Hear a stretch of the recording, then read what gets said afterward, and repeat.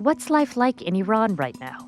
Imam Khamenei drank the sweet, pure draught of martyrdom. When Ayatollah Ali Khamenei was killed, some Iranians took to the streets to publicly mourn him. But others took to the streets to celebrate the supreme leader's demise. In the days following the Ayatollah's death, there's been a barrage of American and Israeli strikes that have continued to rain down on Iran. We want to understand what's happening to Iranians inside Iran. So, coming up, we'll be talking to our colleague Parham Ghobadi of the BBC's Persian language service. Now, despite the internet blackout, he and his colleagues have figured out ways to reach Iranians in Iran to help us get a clearer picture of the situation on the ground. From the BBC, I'm Asma Khalid in Washington, D.C. And I'm Tristan Redmond in London. Welcome to The Global Story on YouTube.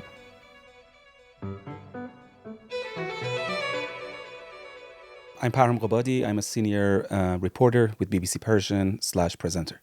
Parham, it's great to have you back with us. We're talking on Tuesday afternoon. I just want to make a note of that because it's plausible that by the time this goes to air, things might have changed slightly. Iranians have been under fire now for 4 days. Over at the BBC Persian language service where you work, you've been talking to Iranians inside Iran in spite of the communications blackout. What have they been telling you? How are they coping? The feeling is divided. Some of the people there, they welcome an attack on Iranian, especially commanders and the leadership. So we received so many videos after Ayatollah Khamenei was killed that people were celebrating, people were cheering. Some in other smaller towns, people were dancing on the street, honking their horns. So there was a sense of happiness when they realized that he was dead. Some Iranians, obviously. However, as the war goes on, sentiments can change because the bombs are dropping. So feelings are fluid. So I hear more and more people are becoming concerned, when they try to, for example, target a police station, but also the building next to it collapses. And if you have a relative there, so things like that, scenes like that can make people doubt if, this is only about military leadership. And there are going to be, civilian casualties anyway in wars. So, but Iranians overall, to answer your questions, are divided. Some welcome the idea. They say that we've had enough under this brutal regime. They are going to kill us anyway. So it's better to see their end even if we get killed. Some others, they do not see it like that. They say that a foreign invasion has never led to democracy, so it's unlikely that this one will lead to a democracy either. Have you been hearing from your own family and friends? I have. So my father just gave me a call yesterday, and it was a relief after a few days. Was that the first time you heard from him? Yes. Since Saturday? Because I realized one of our relatives died on a day before the attack. And so they were on the way to the cemetery that the attack started. So through a friend of a friend, we managed to call them and we realized that they got stuck in the traffic jam. And I was extremely worried that they're going to, be somewhere and, mistakenly that place is bombed. So, and they got stuck in the traffic jam. So it took them 6 hours to just get back home because of the traffic jam. And during that 6 hours, it was a tough 6 hours. Parham, where I sit in Washington, D.C., in the United States, we've heard very little about what this war looks like inside Iran. You've been speaking with people. Can you give us a sense of the conversations you've had or your colleagues have had? What have you heard? We have to keep in mind that this is happening right after that brutal crackdown of Iranian protesters that left a huge scar on Iranians' minds. Like, it was a sense of national trauma that I've never seen before. I mean, I've seen brutal crackdowns by the Iranian regime, but this one was totally different. Thousands were killed. Everybody knew somebody who was killed. So many people have this unprecedented anger towards this. But that's, like I said, this, you cannot generalize that. Yeah, I've heard that sentence a lot, but that's not everyone. There are some people inside the country that they are extremely, unhappy to see the bombs are dropping, on their hometown. For me personally, when I see it, I lived in that city for 29 years of my life. And, for example, yesterday I was seeing this video that the window was open and there was an explosion nearby, and there's just this wave of explosion, moving the curtains and blowing the curtains away. It was unbelievable. It's surreal to see things like that happening in a huge city with millions of population like Tehran. I see it, but it's unprecedented for me. It's unbelievable for me. So what we hear, and my colleagues are hearing, those who can afford it, they're leaving Tehran. Those who can afford not doing their day job, they're leaving Tehran. They're going to other, especially north of Iran, is usually safer by the Caspian Sea, is usually safer place to be in. However, there are many people who can't do it. They were already before this, they were struggling to make the ends meet, especially because right before this war, there was this protest, and during the protest, many people just stopped working. They were not, they were not able to go to work. So some of the Iranians just have lost most of their income since January. And even before that, they were having a difficult time making the ends meet. So they have to go to work. They have to show up. And you see, that's one of the most bizarre things. I was looking at the video today, and I saw this highway that is full of taxis. The taxis in Iran are yellow and some of them are green. You could see taxis going, and then it was a clear sky, and there was this huge plume of smoke rising. I was like, what are you people doing outside? So people are still going to work. You see people on the street. And the first day, so, and in other videos, you see that as well. You see that somewhere is bombed and people are just going about their business, or it's clear that they were doing their business. They were doing their shopping. They were like, but apart from that, you see very long queues for petrol. So people are worried, and that's one of the reactions. They want to have enough petrol in their car to be able to escape if things become more dire and more serious. So that, and the other thing is that people are trying to save up some cash at home if ATM machines, cash machines stop working. But yeah, so some of the people who cannot leave the city, they still have to go about their business and try to make some money for their families. However, we need to keep that in mind, that we had the same problem during the 12-day war with Persian parents. So that's the problem I had with my own parents. And I wrote an article on BBC as well, that my parents wouldn't leave. So he told me that if we get killed, we'd rather get killed together here in my own home rather than, be in someone else's flat or be a refugee so I'm 70 years old. I want to, even if I die, I'd rather die in my own house. And this was not just my parents. I heard that many of people like me heard the same thing from their parents. And how much do we know about casualty figures? How many people have actually been killed on the ground? The latest update we've got is over 700 people, according to Iranian officials. But we don't know how many of those are civilians, how many of those are military personnel, because many military, headquarters were targeted. So, but we know that, for example, the first place that was bombed was Ayatollah Khamenei's compound. And right after that, after a few hours, we heard that a school is bombed. And so the school is in the southern part of Iran, and varies on the coast of the Persian Gulf. And so the number of the casualties started rising up. And today it rose up to 168 people. These are kids from 7 to 9, extremely young kids in a primary school.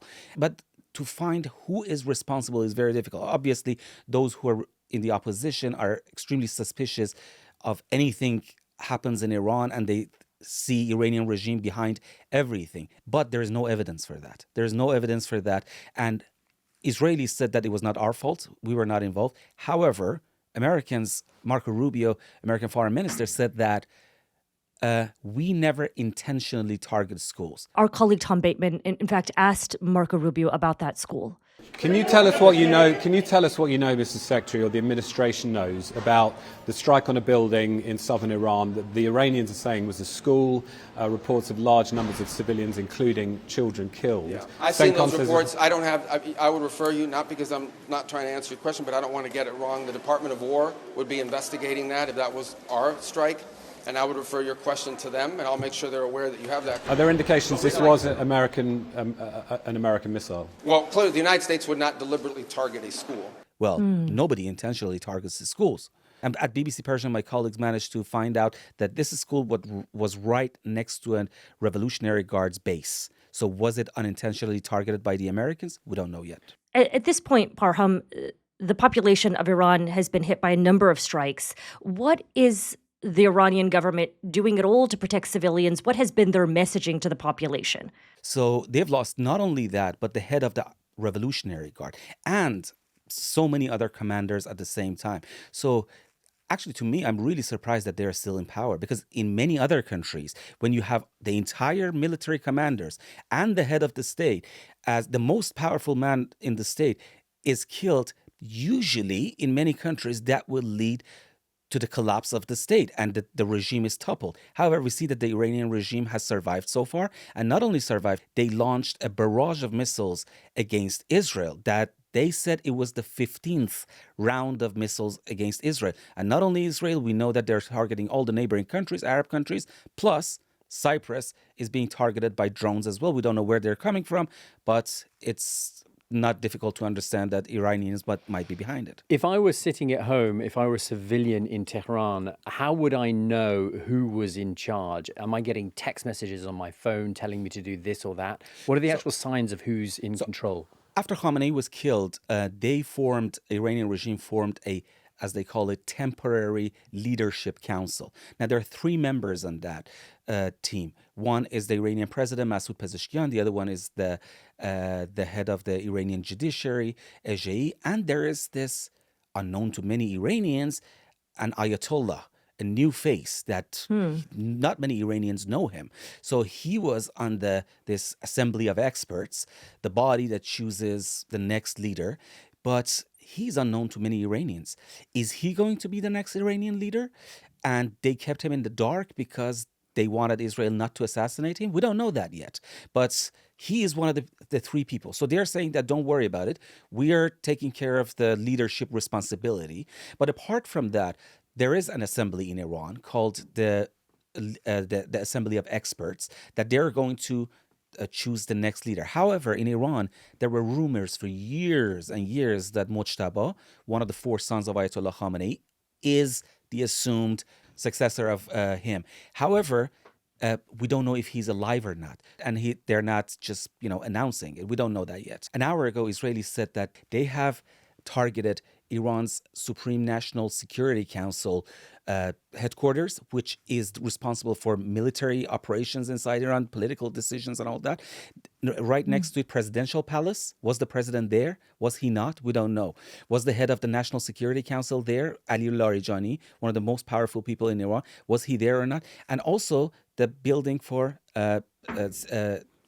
Assembly of Experts. So all these major decision-making bodies have been taken out. We don't know how many of the political decision makers, if they were killed or not killed. Well, I want to ask you about this Ayatollah that you mentioned that has appeared as if from nowhere.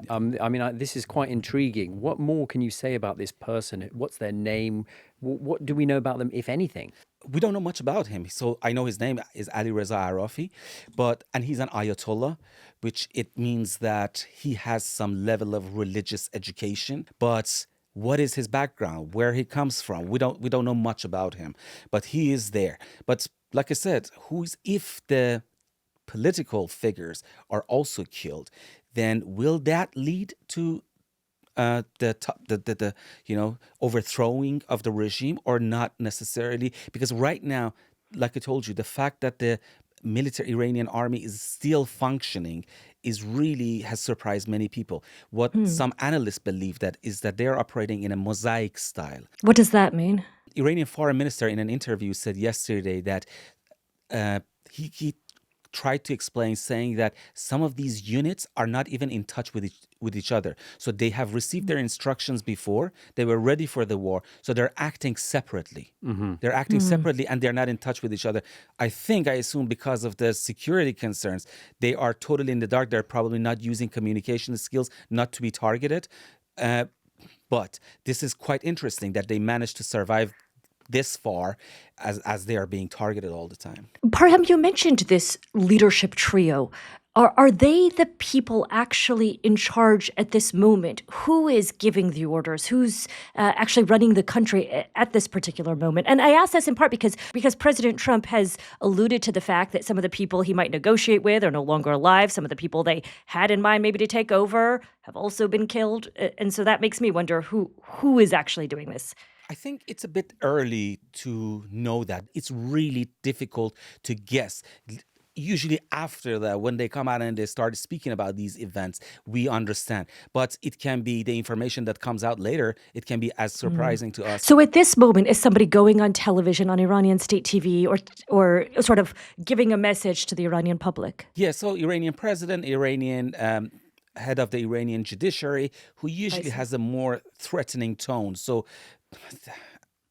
they play the good cop, bad cop. Pezeshkian is this, more The president. in favor of dialogue with people and tolerance. At least that's what he shows. But Ejei is a person who's more threatening, And that's the head of the judiciary. you come out on the street and if you protest, we're going to, treat you like you're a, CIA and Mossad spy because we're in a war with the West. Is it possible to know, and I'm not suggesting that anyone is taking opinion polls right now, clearly not, but is it possible to have any kind of sense, even in broad brushstrokes, of how much support the government still retains and how many people are opposed to it and would like to see it go altogether? It's very difficult to assess that because so what we know is that the majority of Iranians are unhappy with this establishment. That's what we know.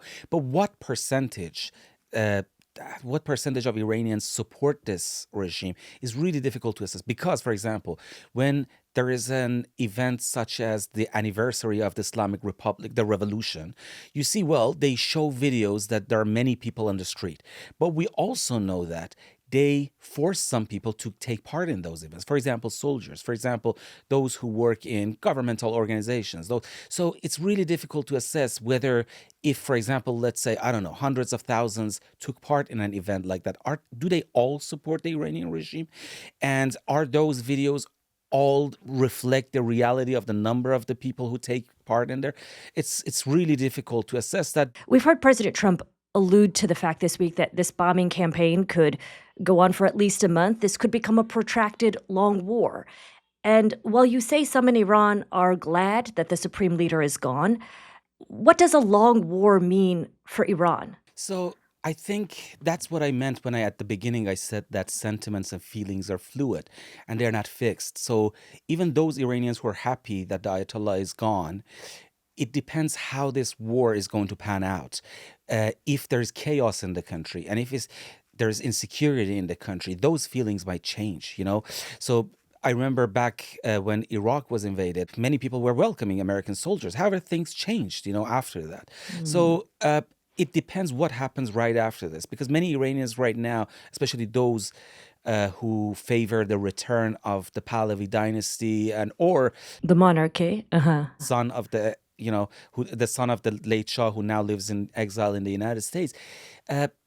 If he wants to come back, how would they do that? Because unlike the Iraq war, U.S. does not have boots on the ground, at least for now. So without boots on the ground and only with aerial campaign, how is Reza Pahlavi going to return? He should be secured to even get to somewhere in Tehran. So, and the main question is it possible to overthrow a regime that they're, acting separately from one another, shooting missiles here and there in the entire region, so that this regime collapses without boots on the ground? And will they give up, lay arms as Trump has asked them, just by an aerial campaign? Even let's say that they lose the ability to send missiles, that you obliterate all of that. Are they going to lay arms, or are they going to act like a guerrilla, insurgency? Are we going to see some insurgencies inside the country? And then if that happens, will the U.S. send soldiers?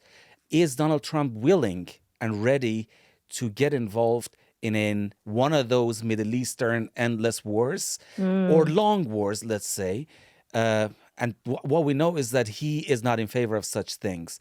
But this is the last few years of his presidency. Will he do it? I don't know. How much concern have you heard from Iranians about this just turning into a totally chaotic situation? So I think Iranians right now are in two camps. One is in favor of this attack because they want to see an end to this regime any way possible. So, and they know that protests didn't work. And they saw it just a few months ago that in January, that Iranian regime killed thousands of people. So they say that, how do you want to topple this? How do you want to overthrow this regime? There is no other way other than a foreign invasion and a military action against this regime. This is one camp. So they are in favor of it, and they don't want to see any dark scenarios. When you tell them that there might be chaos, they're like, no, Iranians are different from Syrians. Iranians are different from Iraqis. Iranians are different from Libyans. So they want to be optimistic about the entire thing.